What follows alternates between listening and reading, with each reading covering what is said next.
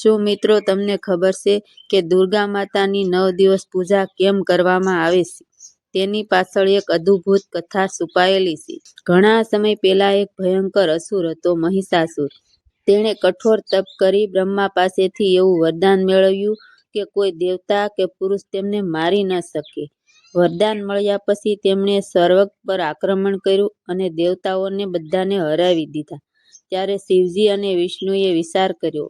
બધા દેવતાઓ મળી એક શક્તિ માતા દુર્ગા પ્રગટ કર્યા. 9 દિવસ સુધી ભયંકર યુદ્ધ ચાલ્યું મહિષાસુર સામે અને 10મા દિવસે માતા દુર્ગાએ મહિષાસુરનો સંહાર કર્યો. આ વિજયની ખુશીમાં દર વર્ષે ચૈત્રી નવરાત્રિ ઉજવવામાં આવે છે.